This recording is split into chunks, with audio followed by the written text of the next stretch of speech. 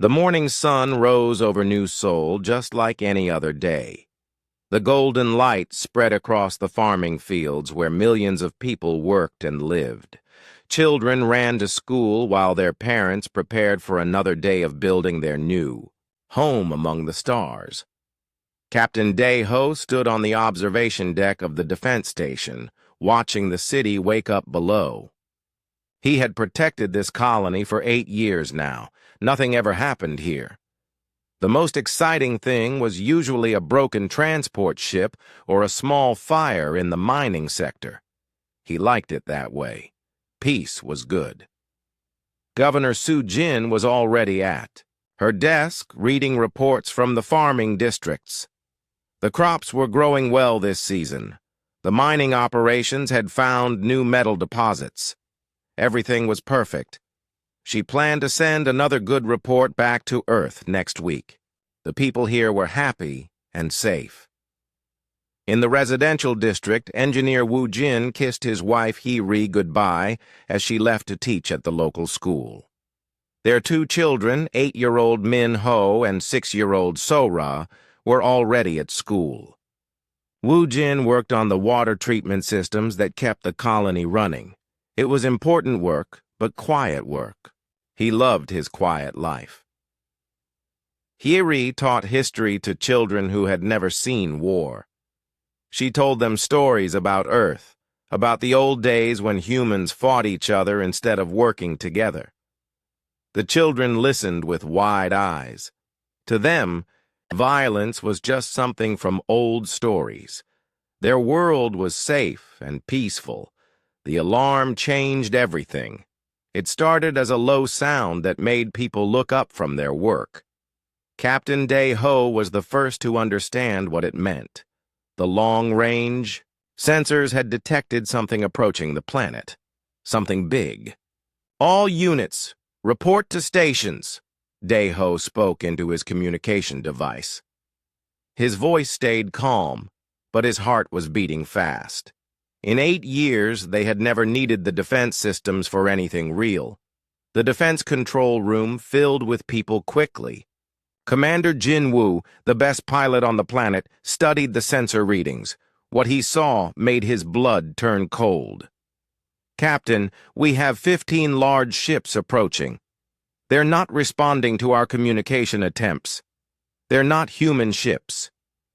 Dae-ho looked at the screen. The ships were huge, much bigger than anything the colony had ever seen. They moved in perfect formation, like hunters approaching their prey. "Send a message to Earth," Dae-ho ordered. "Tell them we need help. Tell them we have unknown ships approaching with what appears to be hostile intent." But Earth was 3 weeks away by the fastest ship. Even if help left immediately, it would be too late. Governor Soo-jin arrived at the defense station within minutes. She had never seen Dae-ho look worried before. That scared her more than the unknown ships. "What are our options?" she asked. Commander Jin-woo was already putting on his flight suit. "We have 24 defense fighters. They're old, but they're all we have. The orbital defense platforms have enough firepower to hurt big ships, but not 15 of them." The unknown ships were close enough now that the colony could see them with telescopes. They were dark, angular things that looked like they were built for war. No windows, no lights, no signs that anyone inside cared about beauty or comfort. They were tools for killing. Dae-ho tried one more time to contact them. "Unknown ships, this is New Seoul Colony. Please identify yourselves and state your intentions. We are a peaceful settlement." The response came in a voice that sounded like grinding metal. The words were translated by the computer, but they were clear enough. "Humans of New Seoul, you have expanded too far into space that belongs to the Vorthak hegemony. Your presence here is an insult to our superiority. You will be removed." Governor Soo-jin stepped forward. "We claim no territory that isn't ours. We've never even met your people before. Surely we can discuss this peacefully." The alien voice laughed. It was a terrible sound. Humans always want to talk. This is why you are weak. This is why you will be eliminated. Your colony will serve as an example to others of your kind. That was when everyone knew there would be no negotiation, no peaceful solution, no mercy. Commander Jin Woo and his pilots launched immediately. 24 small fighters against 15. Massive warships. Everyone knew it was hopeless, but they had to try. They had to protect their families. The battle lasted 3 hours. Wu Jin was repairing a water pump when the first explosion shook the ground. He dropped his tools and ran toward his children's school. The sky above was full of fire and smoke. He could see the small human fighters dancing between the huge alien ships, firing everything they had. Hye-ri was reading to her class when the building shook. She told the children to stay calm, but her voice was shaking too. Through the window, she could see the orbital defense platforms firing bright beams of energy at the alien ships. Some of the alien ships were damaged, but they kept coming. Jin Woo's voice came over the radio to all the fighters. "Target their engines. Don't let them get into position above the city." But there were too many alien ships and too few human fighters. One by one, the human ships were destroyed. Jin Woo watched his friends die, but he kept fighting. He managed to destroy one alien ship before his own fighter was hit. The orbital defense platforms held out longer. They were built to protect the colony from anything. But 15 alien warships were too much. The platforms were destroyed one by one until none remained. When the alien ships moved into position above New Seoul, everyone on the ground knew what would happen next. Dae-ho stood in the defense center, watching the enemy ships on his screen. He had failed. He had not been able to protect his people. He thought about his wife and children in the city below. "All citizens of New Seoul," he announced over the colony-wide communication system. "This is Captain Dae-ho. Enemy ships are now in position above our city. I want you all to know that you have been the best people I have ever served with. You built something beautiful here. Remember that as we face the end." The first energy beam struck the northern district. Everything it touched simply vanished. Buildings, streets, people, all gone in an instant. Woo Jin was still running toward the school when the second beam hit the residential area where his home had been. He fell to his knees, knowing his life was over. Hye-ri held her students close, as the building around them shook with each impact. She told them stories to keep them calm as the world ended outside. The alien ships fired methodically, working their way across the entire colony. They took their time. They wanted to make sure nothing survived. Governor Soo-jin died at her desk, still trying to send a final message to Earth. Captain Dae-ho died at his post, watching his sensors until the very end. Commander Jin Woo had crashed his damaged fighter near the spaceport. He crawled from the wreckage and watched the sky burn above his home. When it was over, New Seoul was gone. All 2.3 million people. Every building, every farm, every dream they had built together. The alien ships scanned the planet's surface to make sure nothing lived, then they left. The only thing that survived was an automated distress beacon hidden deep underground. It would keep sending its message into space for weeks, telling anyone who listened what had happened to New Seoul. In space, the wreckage of human fighters drifted among the stars. On one piece of metal, barely readable, were the words, "We tried," to protect them. The Vorthak fleet commander was satisfied. The humans would receive the message. They would understand that expansion into Vorthak space would not be tolerated. The weak would learn their place. But the Vorthaks had made their first mistake. They believed that destroying New Seoul would make humans afraid. They were wrong. The message from New Sol traveled through space for 3 weeks before it reached Earth. It was a simple distress signal, the kind that usually meant a broken engine or a medical emergency. Nobody expected what they found when they opened the transmission. Admiral Kyung-soo was drinking his morning coffee when his communication officer brought him the recording.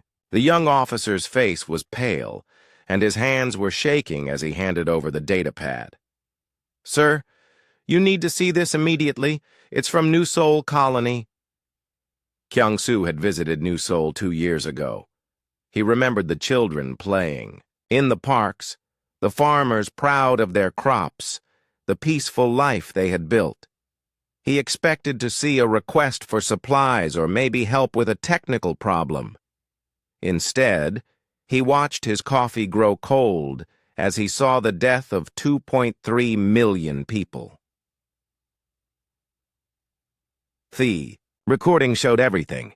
The alien ships arriving without warning.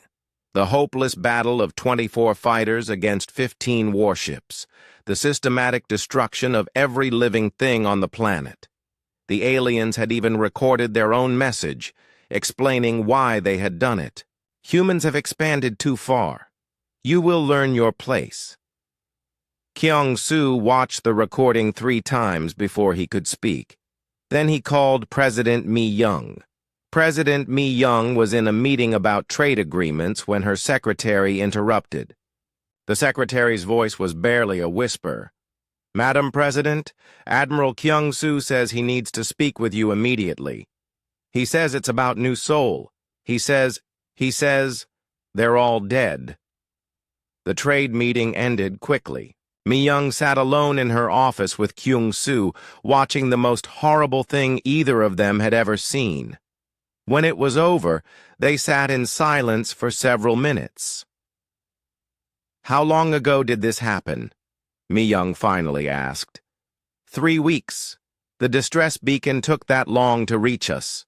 So, while we were having dinner, going to meetings, laughing with our families, they were all dying." Kyung-soo nodded. "Every man, woman, and child. The aliens made sure of that." Mi-young called an emergency meeting of the Terran Council. Within hours, representatives from every human world were connected by quantum communication. They all watched the recording together. When it ended, the silence lasted for a full minute. Then the questions began. "Who are these Vorthaks? What do they want? Are they coming for other colonies?" Dr. Sang-ho, Earth's leading expert on alien species, had been studying what little information they had about the Vorthaks. He had met them once at a diplomatic gathering, though they had refused to speak with any humans. "The Vorthak hegemony controls about 40 star systems," he explained to the council. "They believe that stronger species should rule over weaker ones. They see expansion and conquest as natural rights." "And they see us as weak?" asked Counselor Tae-young from the Mars colony. "They see our desire for peace as weakness, yes. They think that because we try to solve problems with words instead of weapons, we are inferior." General Tae-min, head of the Terran military, had been quiet during the discussion. Now he stood up. "They killed our children to send us a message," he said. "What message should we send back?" The debate that followed lasted 6 hours. Some council members wanted to try diplomacy. Others called for immediate military action. A few suggested abandoning the frontier colonies to avoid more attacks. President Mi-young listened to every opinion. Then she made the decision that would change human history. The Vorthaks believe that strength means the willingness to kill innocent people. They think our compassion makes us weak. They're about to learn that our compassion is exactly what makes us strong. "What do you mean?" asked Counselor Hayrin. "They killed our people to teach us fear. Instead, they taught us that there are beings in this galaxy who will murder children to make a point. They taught us that some threats cannot be reasoned with. They taught us that sometimes the only way to protect innocent life is to be willing to take guilty life. Mi-young stood up and looked at each council member. New Seoul was not just a colony. It was our children, our brothers and sisters, our future. The Vorthax took that from us. They think that makes us weak. They're wrong. It makes us dangerous. General Tamian smiled for the first time since seeing the recording. What are your orders, Madam President? Build me an armada, not for conquest, not for expansion, but for justice.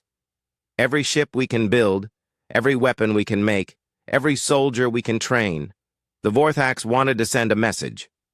We're going to deliver our reply in person. The news of New Seoul spread across human space within days. The reaction was unlike anything in human history. There had been wars before, conflicts between human colonies or with pirates.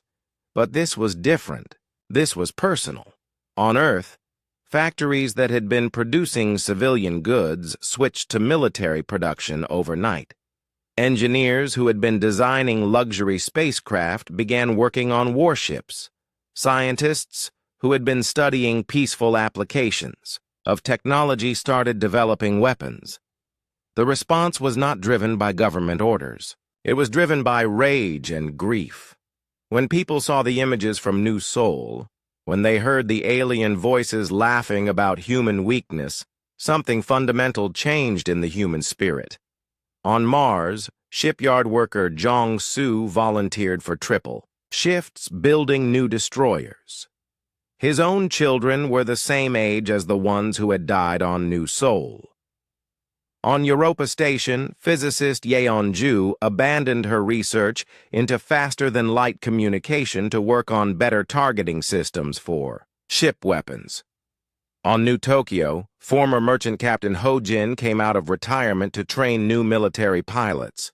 He had visited New Seoul once and remembered the children who had asked him about life among the stars. The military recruitment offices couldn't handle the number of volunteers. People who had never held weapons were demanding combat training. Colonies that had never built warships were asking for construction blueprints, but it wasn't just anger driving the response. Dr. Rang Ho, a philosopher from Earth's moon colony, explained it in a broadcast that was heard across human space. The Vorthax think they understand us. They think that because we choose peace, we are incapable of war. They think that because we protect the weak, we are weak ourselves. They don't understand that our strength comes from what we choose to protect. New Seoul was full of farmers, teachers, engineers, children, people who built things instead of destroying them, people who chose to make life better instead of taking life away. The Vorthax saw that as weakness and killed them for it. But they made a mistake.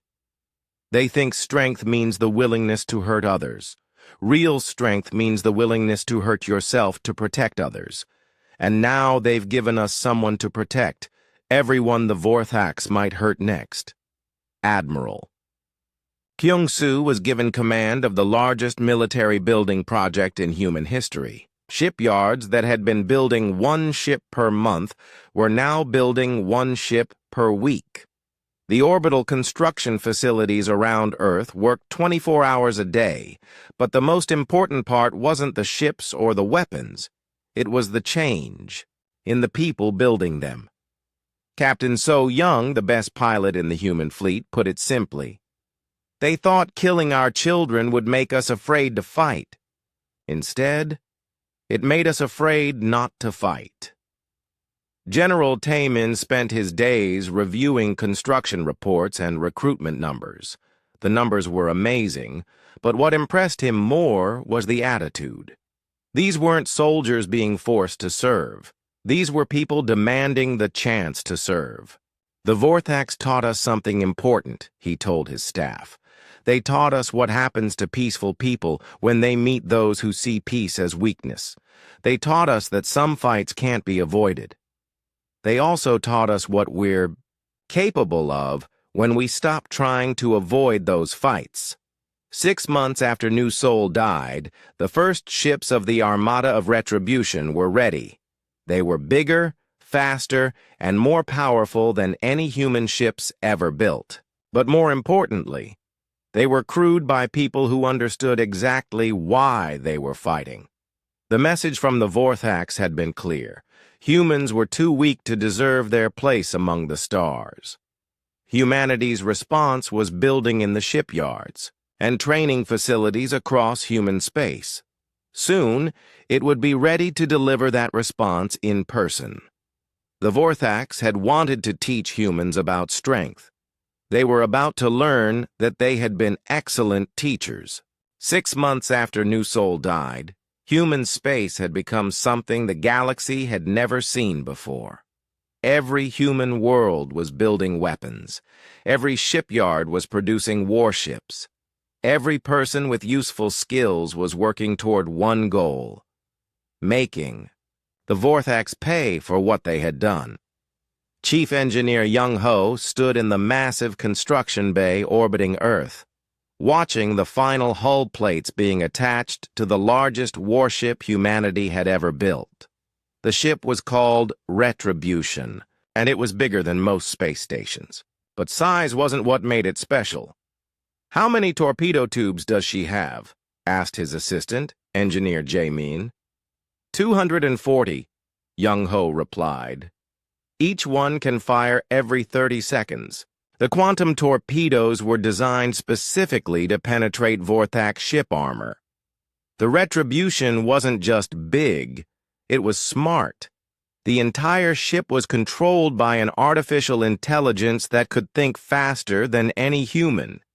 In battle, it could target multiple enemy ships simultaneously while avoiding incoming fire. But the Retribution wouldn't fight alone. Admiral Dong-min had been chosen to command the Armada. He was a legend among human military officers. During the Centauri campaign against space pirates, he had never lost a battle. More importantly, he had never lost a ship under his command. "Tell me about our fleet," he said to his staff as they gathered in the strategy room. Captain Min Jung, his intelligence officer, activated the holographic display. 847 warships, sir. 50 dreadnoughts like the Retribution. 200 heavy cruisers. 300 destroyers. 247 escort ships. And fighters. 12,000, sir. All equipped with the new quantum torpedo systems. Admiral Dong-min studied the numbers. It was the largest military force in human history. But he wasn't thinking about size. He was thinking about the people who would crew those ships. What about personnel? 200,000 of the best volunteers we've ever seen, sir. Every person in this fleet volunteered specifically to avenge New Sol. Their motivation levels are unprecedented. Captain So Young was one of those volunteers. She had been the best pilot in the peacetime fleet, known for precision flying and perfect mission records. Now she commanded Wraith Squadron, an elite fighter unit equipped with experimental weapons. Each fighter carries 16 quantum torpedoes, she explained to her pilots during their final briefing. These aren't like the old weapons. One torpedo can destroy a Vorthax cruiser. 2 torpedoes can cripple their largest ships. Pilot Min Soo raised his hand. What about their fighter craft? Intelligence says they don't use fighters much. They rely on big ships with heavy armor. They think small, fast ships are beneath them. That's their mistake. The quantum torpedoes were the creation of physicist Jae Sung, who had spent the past 6 months working 18-hour days to perfect them. The weapons used a new understanding of quantum mechanics to create explosions that could tear apart matter at the atomic level.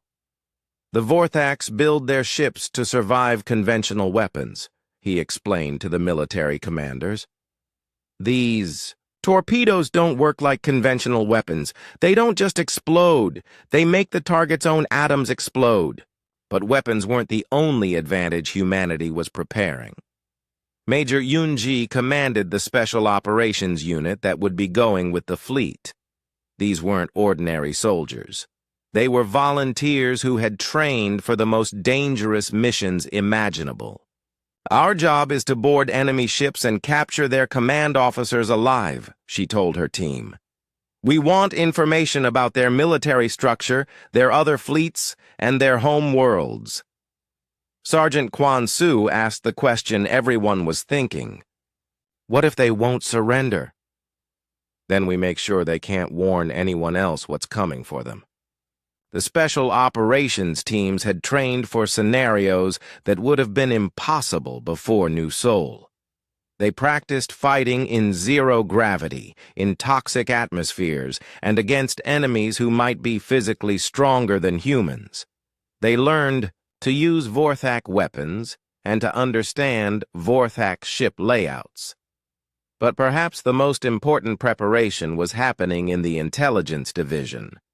Commander Sung Min had spent 6 months building a network of spies and informants throughout neutral alien civilizations. Many alien species were afraid of the Vorthaks but had been too weak to resist them. Now they saw humans building the most powerful military force in the galaxy, and they wanted to help. "The Kelrani have provided us with complete maps of Vorthak space," Sung Min reported to Admiral Dong Min. "The Tersani have given us technical specifications for Vorthak ship designs. Even some of the Vorthak's own subject species are offering to help us." "Why are they willing to risk Vorthak revenge?" the Admiral asked. "Because they don't think the Vorthaks will be around much longer to take revenge." The intelligence network had revealed something important. The Vorthaks were not as strong as they appeared. Their empire was held together by fear and intimidation. They had powerful weapons, but they had never faced an enemy who could build more powerful weapons faster than they could. "Their total military consists of about 3,000 ships," Sung Min continued. "But they're spread across 40 star systems. They've never had to concentrate their forces before because no one has ever challenged them seriously." "What about their homeworld?" "Vorthak Prime, heavily defended, but their best ships are scattered across their territory, maintaining control. If we move fast enough, we can defeat their fleets before they can concentrate them." The strategy was simple: hit them everywhere at once, so they couldn't bring their full strength to bear anywhere. But Admiral Dong Min knew that weapons and tactics weren't enough. The most important factor in any war was the will to fight, and humanity's will had been forged in the fires of New Seoul. "I want every person in this fleet to understand something," he told his officers during their final briefing. "We're not going out there to conquer territory or to prove how strong we are. We're going out there to make sure that what happened to New Seoul never happens to anyone else." The Vorthaks think they taught us to be afraid. What they actually taught us is that there are some things worse than death. Living in a galaxy where children can be murdered to make political points is one of those things. Captain Dal Ho, commander of the heavy cruiser Righteous Fury, had a question. "What if they want to surrender, sir?" Admiral Dong Min was quiet for a moment. "We'll accept the surrender of anyone who wasn't involved in the New Seoul massacre. But the ships and officers who participated in that attack, they taught us that mercy is weakness. We learned that lesson." The final element of humanity's preparation was psychological. Dr. Hee Jung, a specialist in alien psychology, had studied Vorthak culture and behavior patterns. Her findings were crucial to the battle plan. "Vorthaks are pack hunters," she explained. "Their entire society is based on dominance hierarchies. They respect strength and despise weakness. But they've never encountered an enemy who was stronger than them." "What happens when they do?" "According to their own historical records, Vorthak society collapses quickly when they face superior force. They're not used to being the weaker side. They don't know how to fight from a disadvantaged position. This was why the Armada needed to be overwhelming, not just strong enough to win, but strong enough to shatter Vorthak confidence completely. The Retribution was ready. The fleet was assembled. The crews were trained and motivated beyond anything in human military history. Admiral Dong Min stood on the bridge of his flagship, looking out at the largest gathering of human warships ever assembled. Communications. Open a channel to all ships. Channel open, sir. Attention. Armada of Retribution. In a few hours, we will begin our journey to Vorthak space. We carry with us the ashes of New Soul's children and the promise we made to their memory. The Vorthaks wanted to teach us about strength. They wanted to show us what happens to weak species who try to expand beyond their place. Today, we begin teaching them what happens to strong species who mistake compassion for weakness. We fight not for conquest, but for justice. We fight not for glory, but for the innocent. We fight so that no other children will die to satisfy someone else's idea of superiority. Remember New Soul. Make them remember New Soul. All ships, prepare for quantum jump. The greatest armada in human history began moving toward its destination. Behind them, they left the peaceful worlds they were defending. Ahead of them lay the Vorthak Empire, confident in its power and unaware that its time was ending. The arsenal of humanity had awakened. The sleeping giant was moving, and the Vorthaks were about to learn that their first mistake had also been their last. The first target was Xerion Prime, a Vorthak military base on the edge of their territory. Intelligence reports said this was where the fleet responsible for New Soul had gone to resupply and refit. Admiral Dong Min had chosen it carefully. It would be humanity's first message to the Vorthaks, and messages needed to be clear. The Retribution dropped out of quantum space at the edge of the Xerion system, followed by 846 other human warships. The sight was impressive enough to frighten any enemy, but Admiral Dong Min wasn't interested in frightening anyone. He was interested in justice. "Sensor report," he ordered. 47 Vorthak ships in system, sir," replied Sensor Officer Eugene. 35 in orbit around Xerion Prime, 12 on patrol in the outer system. "Any of them match the ships from the New Soul attack?" Commander Sung Min checked his intelligence files. "Confirmed, sir. The flagship Dominion Eternal is among the ships in orbit. That's the ship that led the bombardment." Admiral Dong Min felt something cold settle in his chest. The ship that had killed millions of innocent people was right there, probably full of the same crew members who had laughed while children died. "Signal the fleet. Execute Battle Plan 7. Battle Plan 7 was designed to prevent any enemy ships from escaping to warn others. Commander Hyun Woo led 300 ships toward the outer system patrol, making as much sensor noise as possible. The idea was to make the Vorthaks think the entire human fleet was attacking from that direction. It worked perfectly. Vorthak Admiral Kethmore, commanding from the Dominion Eternal, saw the human ships approaching and ordered all his ships to intercept them. The 35 ships in orbit around Xerion Prime moved out to join the battle, leaving the planet defended only by its surface weapons. "Human ships detected in outer system," reported his tactical officer. "Numbers appear to be significant." "How significant?" "Several hundred ships, sir, much larger than our intelligence predicted." Kethmore was annoyed but not worried. Humans were known to be emotional and stupid. They had probably brought their entire fleet to this one system, leaving their other worlds undefended. After he destroyed them here, the rest of human space would be easy to conquer. "Signal all ships. Standard." Attack formation. We'll destroy their fleet and then finish the job we started at New Seoul. But while Kethmore was moving his ships to meet Commander Hyun-woo's diversionary force, Captain Ji-hai was leading 250 human ships through the asteroid belt on the other side of the system. Her ships had their engines powered down to minimum levels, making them almost invisible to Vorthak sensors. "Distance to target?" she asked quietly. 15 minutes to optimal firing position, replied her navigation officer. Captain Ji-hai had studied the tactical reports from New Seoul. She knew exactly which Vorthak ships had participated in the massacre. More importantly, she knew which weapons they had used and how they had used them. "All ships, this is Captain Ji-hai.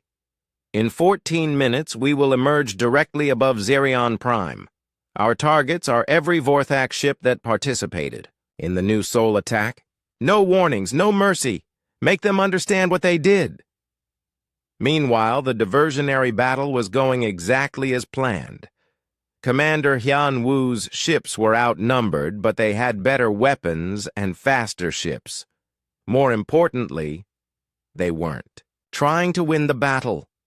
They were trying to keep the Vorthaks distracted. "Sir, the Vorthak fleet is fully committed to this engagement," reported his tactical officer. "All their ships are moving to intercept us." "Perfect. Signal Captain Ji-hai. Tell her the path is clear." The Vorthaks had fallen for the oldest trick in military history. They had concentrated all their forces against the obvious threat while ignoring the hidden one.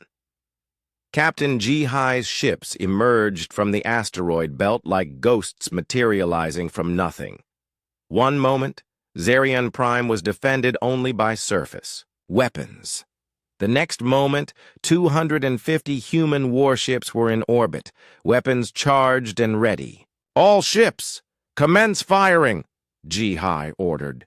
The quantum torpedoes struck like the wrath of God.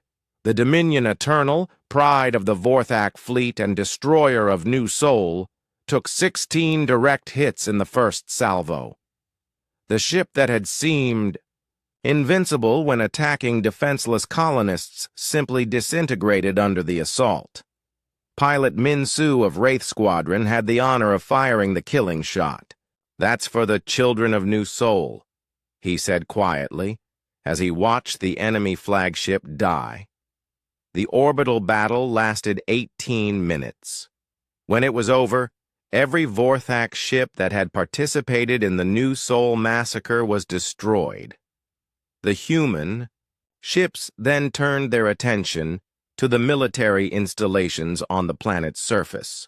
But this was where Admiral Dong-min showed the difference between human justice and Vorthak cruelty. "All civilian areas are off-limits," he ordered. "We target only military installations. Any ship that hits civilian targets will be court-martialed." The Vorthaks had never made such distinctions. To them, killing civilians was just another way to break enemy morale. They couldn't understand an enemy that was powerful enough to destroy anything but chose to destroy only military targets. When the surviving Vorthak ships returned from chasing the diversionary force, they found their base in ruins and their flagship destroyed. Admiral Kethmore, now commanding from a much smaller ship, attempted to contact the human fleet. "Human ships, this is Admiral Kethmore. We are prepared to discuss terms for—" Admiral Dong-min cut him off. "Admiral Kethmore, this is Admiral Dong-min of the Terran Defense Force. You commanded the fleet that destroyed New Seoul Colony. You ordered the deaths of 2.3 million innocent people. There will be no discussion. But surely you understand the rules of war. You taught us the rules, Admiral. You taught us that civilians are legitimate targets. You taught us that mercy is weakness. You taught us that strength means the willingness to kill innocents. We are excellent students." The remaining Vorthak ships tried to run. None of them made it to the quantum jump point. When the battle was over, Admiral Dong Min stood in the debris field where the Dominion Eternal had died. Floating among the wreckage were pieces of metal that had once been part of the ship that destroyed New Sol. Communications. Record a message for transmission to all Vorthak worlds. Recording, sir. This is Admiral Dong Min, commanding the Terran Armada of Retribution. The ships responsible for the New Sol massacre have been destroyed. This is not the beginning of a war. This is the beginning of your education. You believe that strength means the willingness to kill the innocent. You are wrong. Strength means the willingness to kill the guilty. You believe that mercy is weakness. You are wrong. Mercy is a choice we make when we are strong enough to choose. You took that choice away from the people of New Sol. We are coming for every ship, every base, and every officer that participated in that attack. You have taught us that some enemies cannot be reasoned with, only defeated. Thank you for the lesson.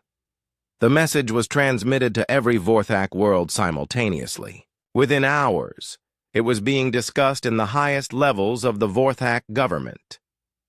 Supreme Commander Thexnell, leader of the Vorthak military, watched the recording of the battle 3 times before he truly understood what had happened. The humans had not just won a battle, they had won it easily, using tactics and weapons the Vorthaks had never seen before. How many ships did they bring to Zerion? He asked his intelligence officer. Best estimates suggest around 800 ships, sir. All of them appear to be new designs, specifically built for fighting us. 800 ships? That's impossible. Human space doesn't have the industrial capacity to build that many warships in 6 months. Apparently they do now, sir. Thexanel stared at the tactical display showing the complete destruction of the Zerion base. No Vorthak base had ever been completely destroyed before. The humans had done it in less than 3 hours. Signal all fleet commanders. I want every ship recalled to defend our core worlds immediately. Sir, that will leave our outer territories undefended. If we don't concentrate our forces, we won't have any territories left to defend. But it was too late for that strategy. Even as Thexnol was sending his orders, human intelligence was tracking every Vorthak ship movement. Captain So Young's reconnaissance fighters were already scouting the next targets. The Armada of Retribution began moving toward its next objective, leaving behind the burning wreckage of humanity's first victory. The message had been sent, and it was clear. The age of Vorthak supremacy was ending. Admiral Dong Min looked at the tactical displays showing Vorthak's space spread out before them. 40 star systems, 3,000 ships, billions of civilians who had been taught that their military was invincible. They were about to learn otherwise. All ships, set course for the Nexar system. Let's continue their education. Supreme Commander Thexanol refused to believe that one battle meant anything important. The humans had gotten lucky at Zerion Prime, nothing more. They had used surprise and superior numbers, but that wouldn't work again. The Vorthak military had conquered dozens of species. They would not be defeated by emotional creatures who cared too much about their civilians.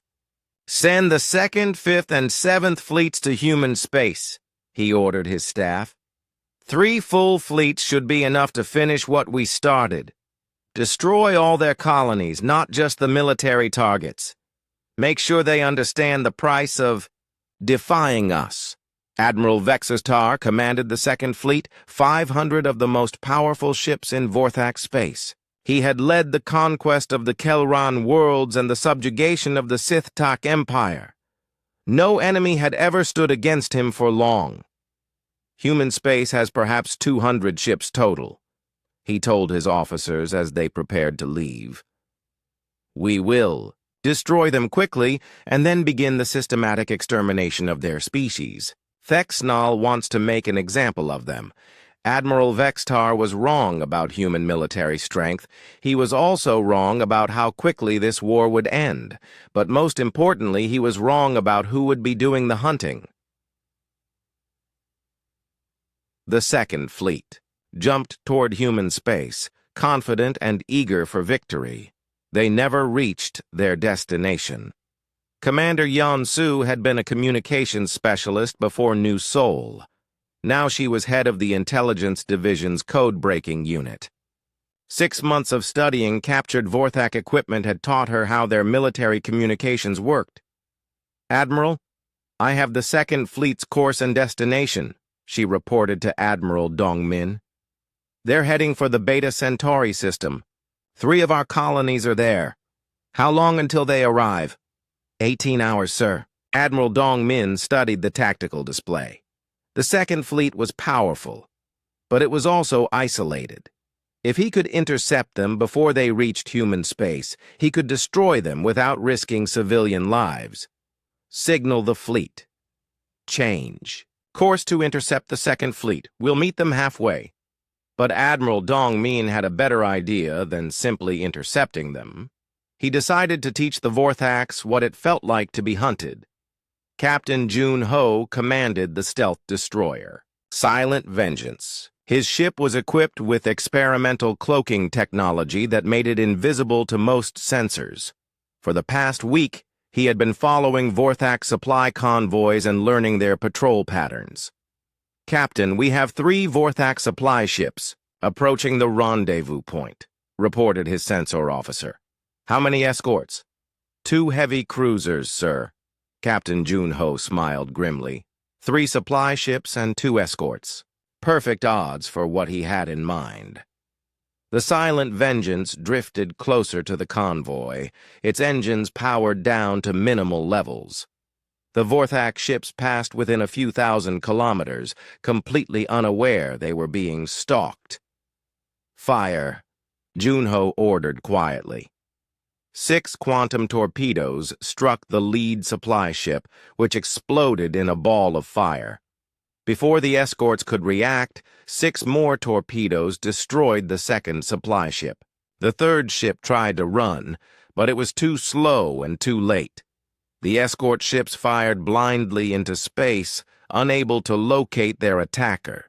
The Silent Vengeance fired once more, destroying 1 escort, then vanished back into the darkness before the remaining ship could find it.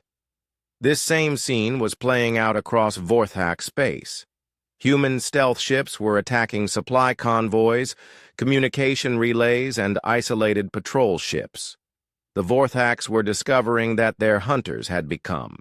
The hunted Admiral Vextar learned about the attacks when his own supply convoy failed to arrive on schedule. Then his long-range communication stopped working. Then his scout ships began disappearing. "What's happening to our support network?" he demanded. "Unknown ships are attacking our supply lines, sir," his intelligence officer reported. "We've lost contact with 6 supply bases and 12 communication relays. How many ships are attacking us?" We don't know, sir. The attacks are happening simultaneously across multiple systems. Either they have hundreds of ships or what? Or their ships are much faster than ours." Admiral Vextar was beginning to understand that he had underestimated the humans. But he still believed that a direct battle would prove Vorthak's superiority. He was about to get his chance. The Second Fleet met the human armada in the empty space between stars. Admiral Vextar had 500 ships. Admiral Dongmin had 800. But numbers weren't the only difference. "Human fleet detected," reported the Vorthak sensor officer. They're much larger than expected." Admiral Vextar looked at the display showing the human formation. 800 ships, all of them new designs he had never seen before. For the first time in his military career, he was facing an enemy with superior numbers and unknown capabilities. "Signal the fleet. Standard attack formation. We'll show these humans how real warriors fight. But the humans didn't fight like any enemy the Vorthax had faced before.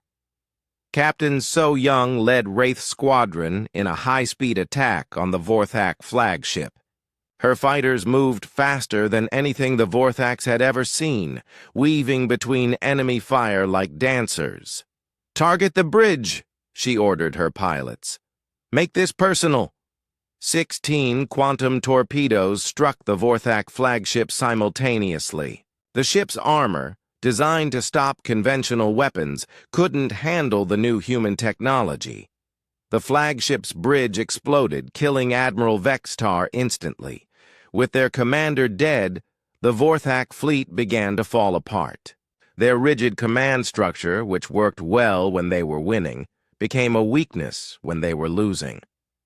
Admiral Dong Min watched the enemy fleet dissolve into chaos. "Signal all ships. No survivors. They came here to murder our civilians. Show them the same mercy they showed New Seoul." The battle lasted 4 hours. When it was over, 500 Vorthak ships were drifting wreckage. Not one human ship had been destroyed, but Admiral Dong Min wasn't finished with his lesson. "Communications. Send a message to Supreme Commander Thexnal." "Recording, sir."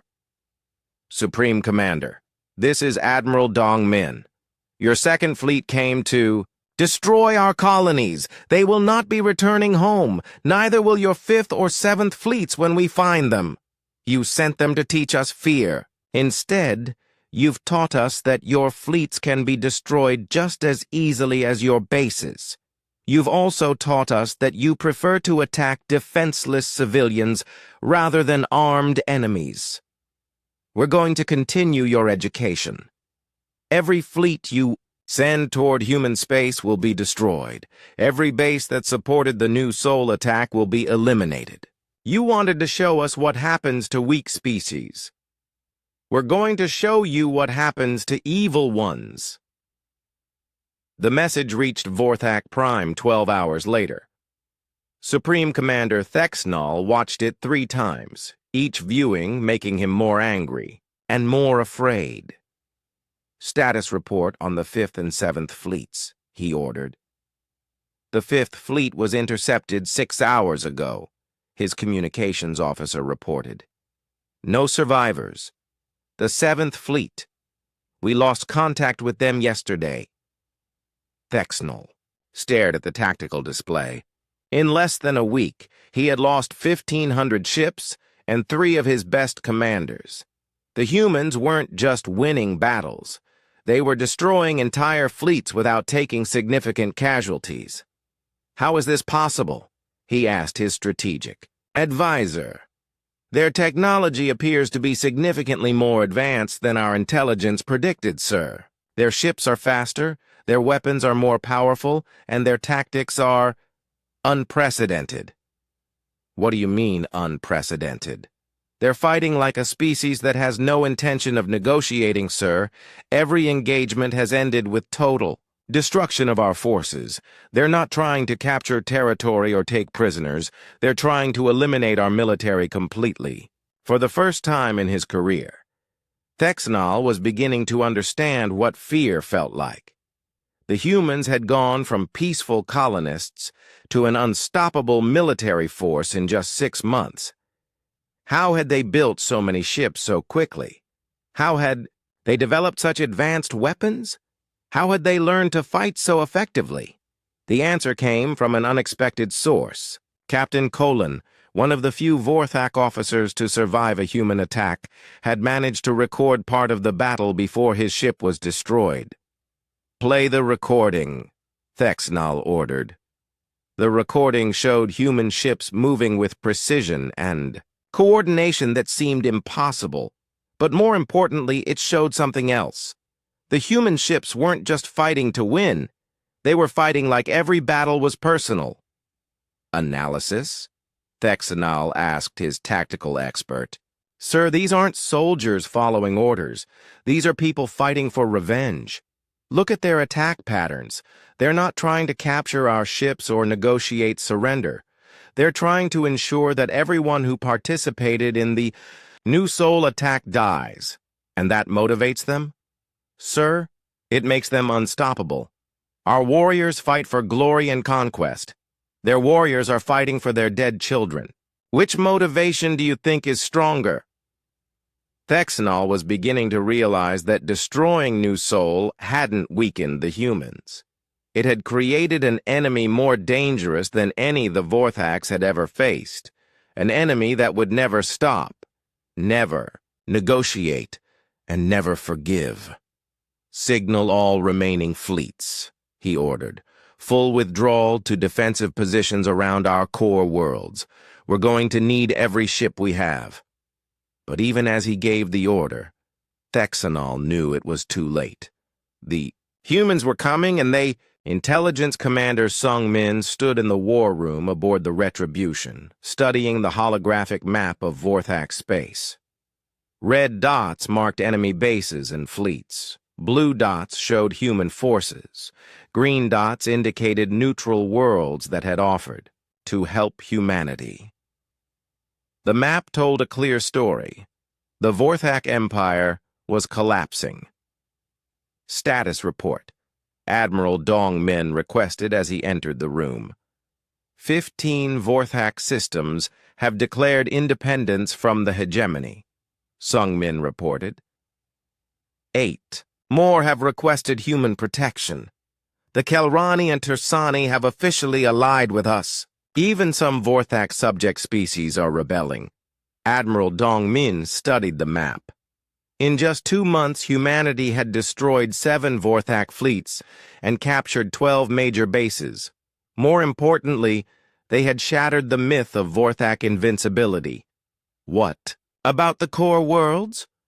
Supreme Commander Thexanol has pulled back all remaining forces to defend the central systems. Our intelligence estimates suggest they have about 800 ships left, concentrated around their most important worlds. 800 ships sounded like a lot, but Admiral Dong Min knew better. The Vorthax had started with 3,000 ships. They had lost more than 2/3 of their military in 2 months, and morale was collapsing across their empire. Signal the fleet. We begin the advance toward Vorthax Prime. But this wouldn't be a simple military advance. Admiral Dong Min had studied the history of conquest, and he understood that winning battles was only part of victory. The real victory came from making sure the enemy could never threaten you again. Commander Boram had been a teacher before New Soul. Now she ran the Psychological Operations Division, and her classroom had become the entire galaxy. Her job was to make sure everyone understood exactly why the Vorthax Empire was being destroyed. Begin transmission to all Vorthax worlds, she ordered her team. The message that went out was simple but devastating. It showed the faces and names of every person who had died at New Soul, all 2.3 million of them. Children, parents, grandparents, teachers, farmers, engineers, people who had never hurt anyone and never would. These are the people your military murdered, Boram's voice said over the transmission. They died because your leaders wanted to send a message about strength. Today we send our reply. The message was followed by footage from the battles humanity had won. Vorthax fleets being destroyed, Vorthax bases burning, Vorthax officers who had participated in the New Soul attack being captured by human special forces. But the most powerful part of the message came from Dr. He Young, who had been a teacher on New Soul but was off-world when the attack happened. She spoke directly to the camera, holding a picture of her former students. I taught these children about the galaxy beyond their world, she said quietly. I told them about different species working together, about solving problems with words instead of weapons. They believed in a better future. Your military killed them because they thought it would make humans afraid. Instead, it taught us that some evil cannot be reasoned with. It can only be stopped. The psychological impact was exactly what Commander Bo Ram had hoped for. Across Vorthak space, civilian populations began questioning their government's actions. Some Vorthak worlds declared themselves neutral. Others openly rebelled against their military governors. Ambassador Sung Hwan was busy turning Vorthak allies into human partners. The Kelrani had been subject to Vorthak rule for 50 years. The Tersani had lost 2 colony worlds to Vorthak expansion. Now they saw a chance for freedom. The humans offer partnership, not domination, he explained to a gathering of alien diplomats. They don't want to rule your worlds. They want to make sure no one can rule them against their will. The alliance grew stronger with each victory. Species that had been afraid to resist the Vorthaks were now eager to join the coalition against them. They provided intelligence, supplies, and safe harbors for human ships.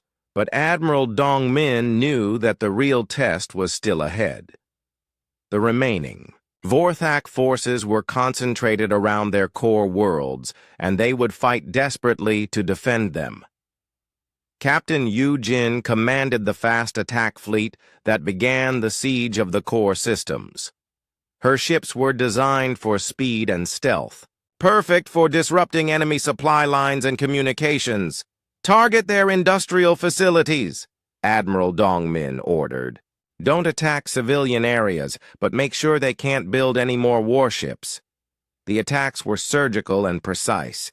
Human ships would appear without warning, destroy a military target, and vanish before the defenders could respond.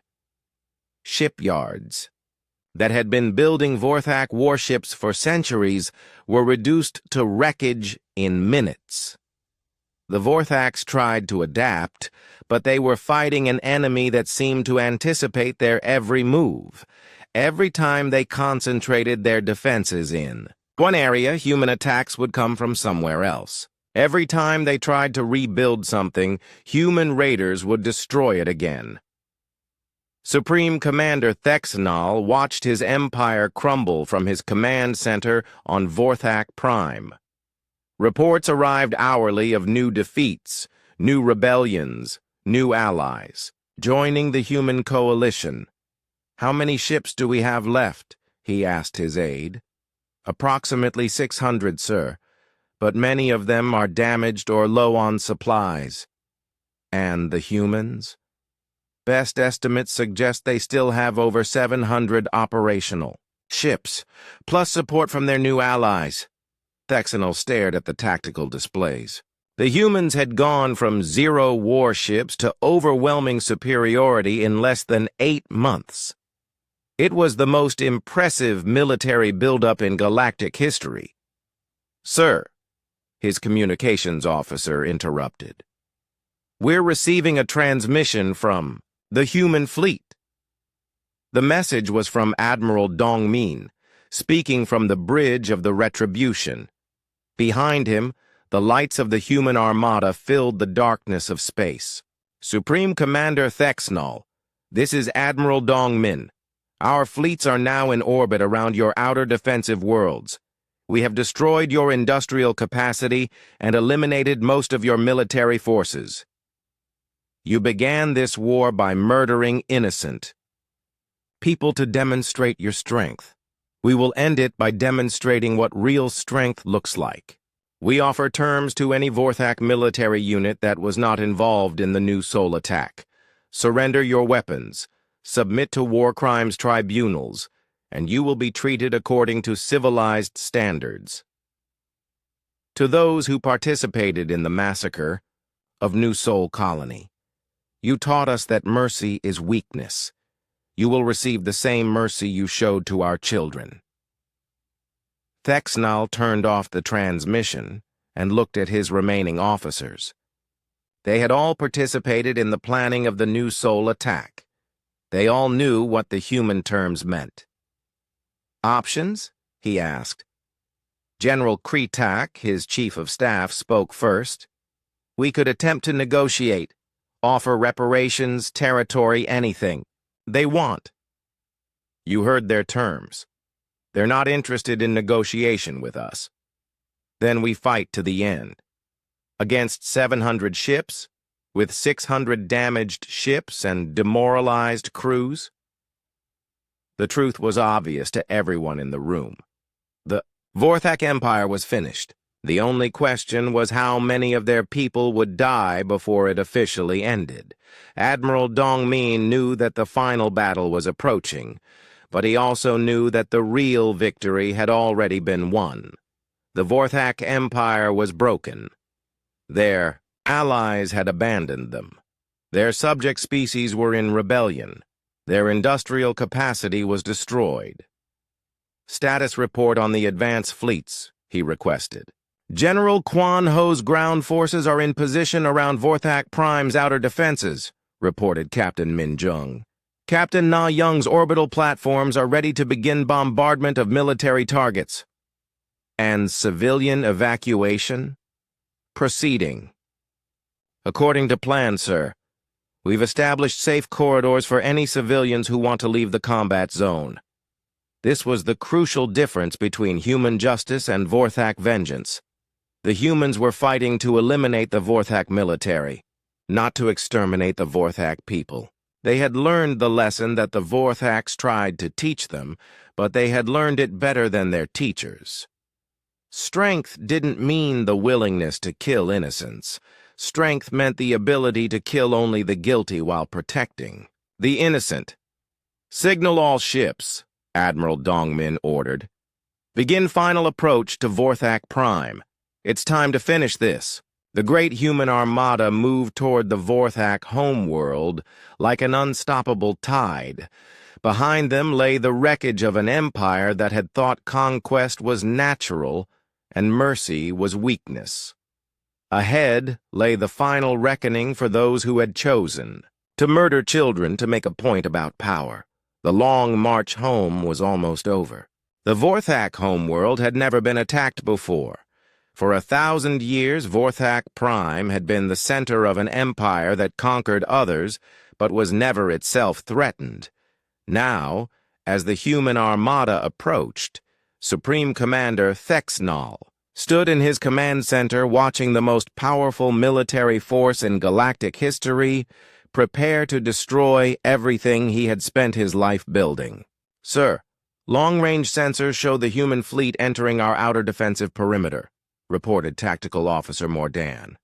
How many ships? Over 800, sir, plus support vessels and troop transports. Thexnal looked at the defensive display.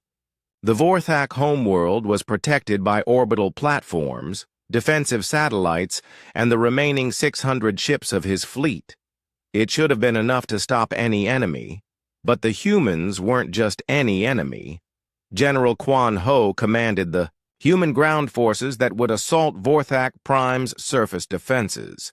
He had studied the reports from New Seoul, seen the footage of children running from the bombardment, watched the systematic destruction of everything innocent and beautiful. Remember what they did, he told his officers as they prepared for the assault. Remember who we're fighting for. The attack began at dawn, Vorthak prime time.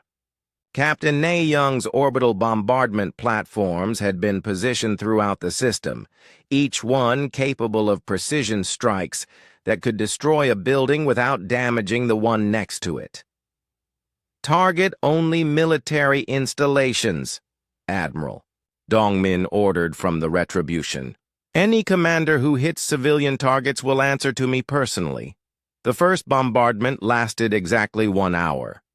When it was over, every military spaceport, every weapons factory, and every military command center on Vorthak Prime had been reduced to rubble, but the civilian areas remained untouched.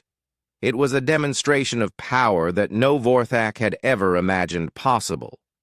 The humans could destroy anything they wanted, but they chose to destroy only what they needed to destroy.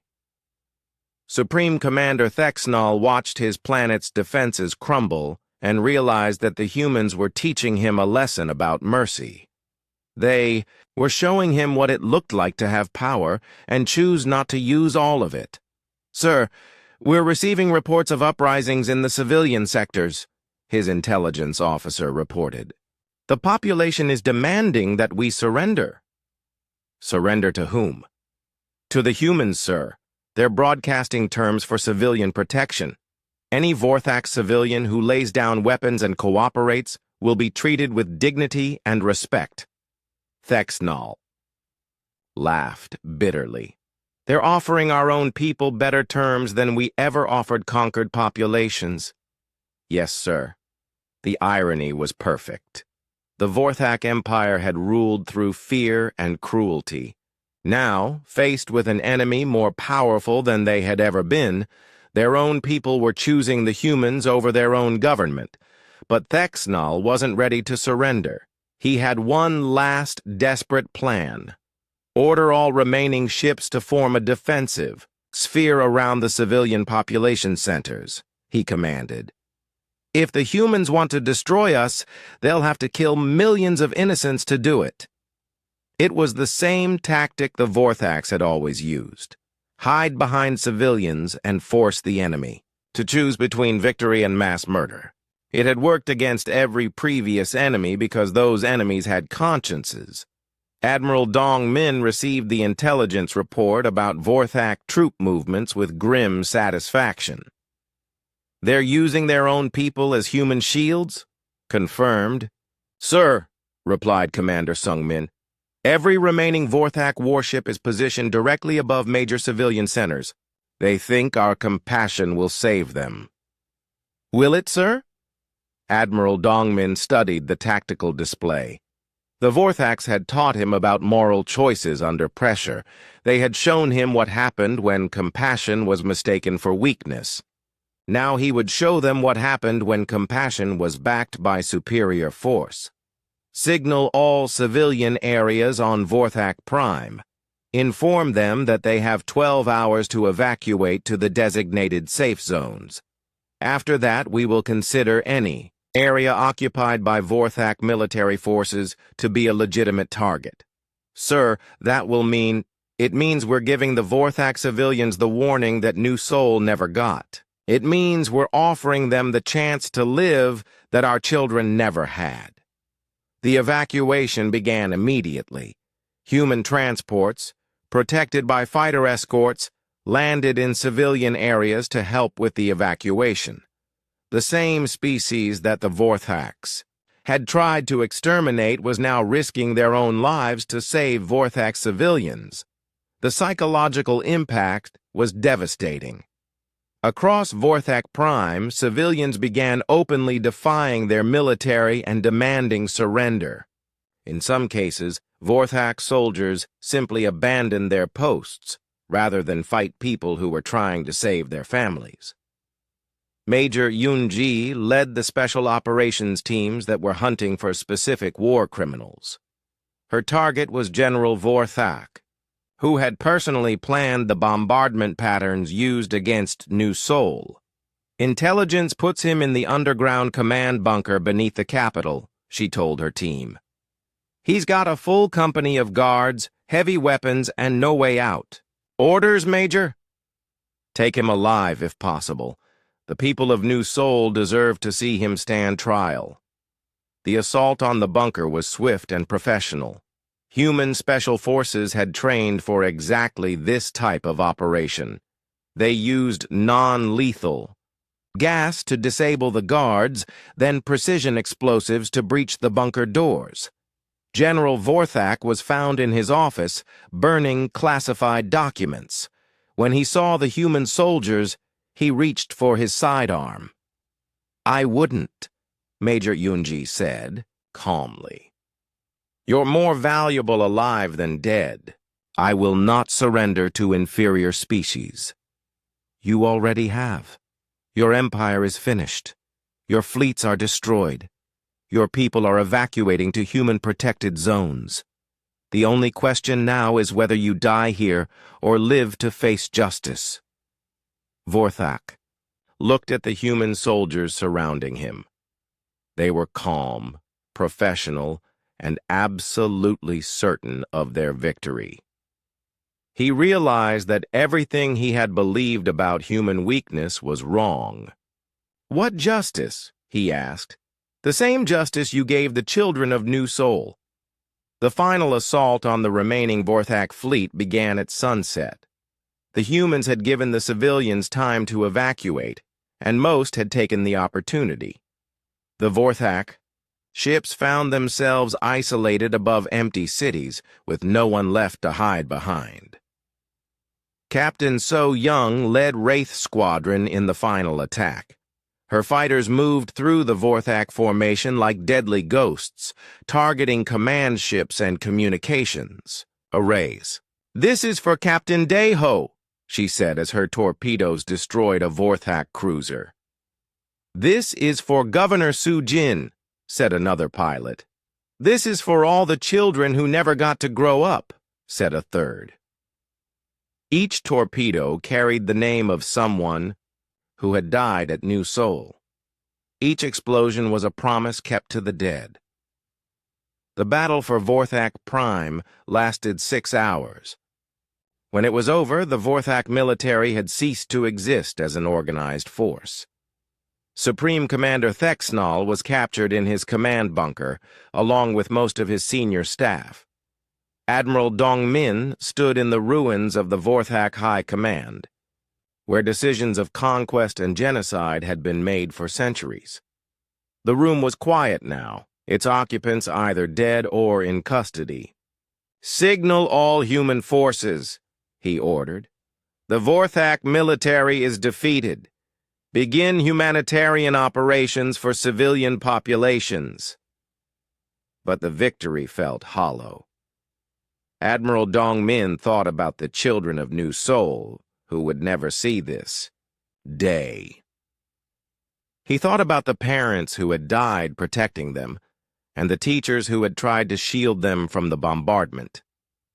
"Sir," Captain Minjung asked, "your orders for the prisoners?" "War crimes tribunals for anyone who participated in civilian attacks. Standard prisoner treatment for everyone else. We'll show them how civilized people treat defeated enemies." And, "Supreme Commander Thexnall." Admiral Dong Min looked at the man who had ordered the destruction of New Sol. Thexnall was standing in restraints, his uniform torn and dirty, his empire in ruins around him. "He wanted to teach us about strength," Admiral Dong Min said. "He'll have plenty of time to think about what he learned." As the last Vorthak resistance collapsed, reports began arriving from across their former empire. Subject species were declaring independence. Former allies were switching sides.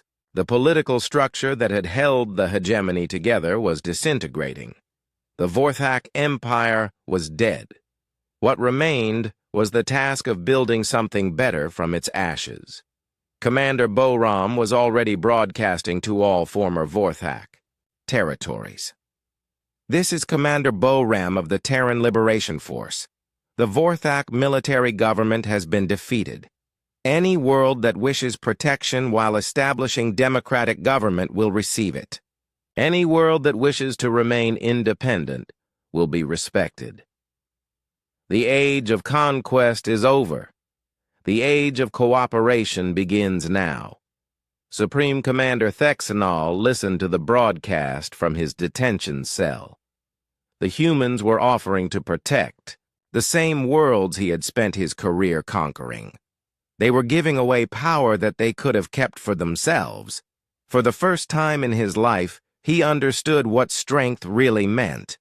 It wasn't the willingness to take whatever you wanted. It was the wisdom to want only what was right. 1 year after the destruction of New Sol, Admiral Dong Min stood in the ruins of the Vorthak Senate building. The great hall where Supreme Commander Thexnall had once planned the conquest of human space was now empty except for broken furniture and scattered debris. Sunlight streamed through holes in the ceiling, illuminating dust motes that danced in the air like tiny stars. In his hands, Admiral Dong Min held a simple metal plaque. Engraved on its surface were 2,379,483 names. every person who had died. At New Seoul, every child, parent, teacher, farmer, and engineer whose life had been ended to prove a point about power. He placed the plaque on the wall where the Vorthak flag had once hung. "Let this be the last monument to their empire," he said quietly. "Let this be the first monument to something better." Behind him, Captain Minjung held a recording device. The ceremony was being broadcast across the galaxy to every world that had once feared Vorthak power and every species that had once believed conquest was natural. 1 year ago, the Vorthak Empire murdered 2.3 million innocent people, Admiral Dongmin said to the camera. They did it to send a message about strength. Today we send our reply. Strength is not the ability to destroy the defenseless. Strength is the willingness to defend them. Strength is not the power to take whatever you want. Strength is the wisdom to want only what is right. The broadcast was watched by billions of beings across hundreds of worlds. On Earth, President Mi-young watched from her office, tears streaming down her face as she thought about the children who had died to teach this lesson. On Mars, former General Taemin watched from his retirement home, proud of the military he had helped build and the peace it had secured. On Europa Station, Dr. Sang-ho watched with his alien colleagues, all of them marveling at how quickly the galaxy had changed. But perhaps the most important audience was on the worlds that had once been part of the Vorthak Empire. On Kelrin Prime, former subjects of the hegemony watched human ships patrolling their space, not as conquerors, but as protectors. Ambassador Sung Hwan worked with their new government to establish trade agreements and mutual defense treaties. On Tersani IV, children who had grown up under Vorthak rule were learning to read in their own language for the first time in 50 years. Human teachers worked alongside Tersani educators to rebuild a school system that had been designed to produce obedient workers instead of independent thinkers. On New Vorthak, the homeworld's new name after its liberation, former Vorthak civilians were working with human administrators to establish a democratic government. It was slow work, learning to make decisions through debate instead of force, but progress was being made. Captain Ye Jin stood on the bridge of her new ship, the New Soul's Promise, as it patrolled the space where her home had once existed. She was Captain Dae Ho's daughter, one of the few survivors of the New Seoul massacre because she had been off-world attending the Naval Academy when the attack happened. "Captain, we're receiving a distress signal from the Kepler system," reported her communications officer. "What's the situation?" "Pirates are attacking a civilian convoy, sir. Mixed species. Mostly refugees from former Vorthak territory. Set course for Kepler. Maximum speed." This was the new reality. Human ships didn't patrol space looking for conquest opportunities. They responded to distress calls from anyone who needed help, regardless of species or politics.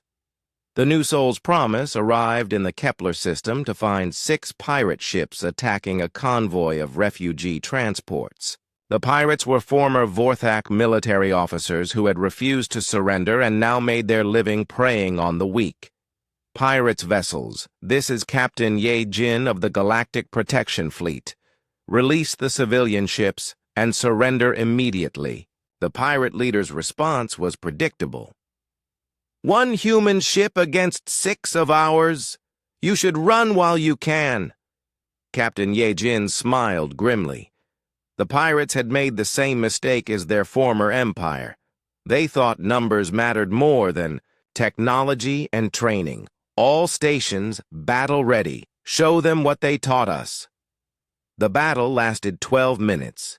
When it was over, 3 pirate ships were destroyed and 3 had surrendered. The refugee convoy was safe, and another group of criminals had learned that the galaxy was no longer a place where strength meant the right to prey on the weak. "Thank you, Captain," said the convoy leader, a Kelrani merchant named Texar. "Those pirates have been hunting refugee ships for months." "Not anymore," Captain Yejin replied. "Safe travels." This scene was playing out across the galaxy. Human ships and their allies were establishing a new kind of order, one based on protection instead of domination. Dr. He Young, the former teacher, from New Seoul, who had become the voice of the victims, now directed the Galactic Education Initiative. Her job was to make sure that what happened to New Seoul was remembered and never repeated. "Children," she said to a mixed class of human, Kelrani, Tersani, and even young Vorthax, "I want to tell you about a place called New Seoul." She held up a picture of the colony as it had been, farms stretching to the horizon, children playing in parks, families working together to build something beautiful. The people who lived there believed that different species could work together. They believed that problems should be solved with words instead of weapons. They believed that strength meant protecting others, not hurting them. Some people thought these beliefs made them weak. Those people were wrong. The children listened with wide eyes as she told them about the attack, about the brave defenders who died trying to protect their families, and about the galaxy-wide response that followed. The people who destroyed New Seoul thought they were teaching us about power, she concluded. What they actually taught us was that some ideas are worth dying for, and worth living for, and worth fighting for. Ideas like the one that says every child, no matter what species they are, deserves to grow up safe and free. On Earth, in the Terran Defense Headquarters, President Mi Young met with leaders from across the galaxy. The Galactic Protection Alliance now included 47 species and covered more than 200 star systems. The Andorian Republic has requested membership, reported Foreign Minister Jun Suk. That would bring our total membership to 48 species. "Any objections?" President Mi Young asked the assembled ambassadors. There were none. The Alliance had become the most successful interstellar organization in galactic history, not because it was powerful, but because it was voluntary. No one was forced to join, and any member could leave at any time, but no one wanted to leave. The Alliance offered something that no empire had ever provided: genuine security and genuine freedom. Admiral Dong Min, now retired but still respected, as the architect of victory, lived quietly on New Terra, a world that had been settled by survivors of various Vorthak attacks. He spent his days writing memoirs and teaching at the military academy. "Tell me about the Battle of Zerion Prime," asked Cadet Park So-jin, one of his students. "The first thing you need to understand," Admiral Dong Min replied, "is that we didn't go there to prove we were strong. We went there to prove that strength has a purpose." "What purpose, sir?" "To protect those who cannot protect themselves. To ensure that power serves justice instead of ambition. To build a galaxy where children can grow up without fear." The cadet took notes carefully. The new generation of military officers was being taught a different philosophy than their predecessors. They learned tactics and strategy, of course, but they also learned ethics and compassion. "Sir, what happened to Supreme Commander Thexnell?" "He was tried for war crimes and found guilty. He's serving a life sentence on a prison world, along with others who participated in civilian attacks." "Do you think he learned anything from his defeat?" Admiral Dong Min considered the question.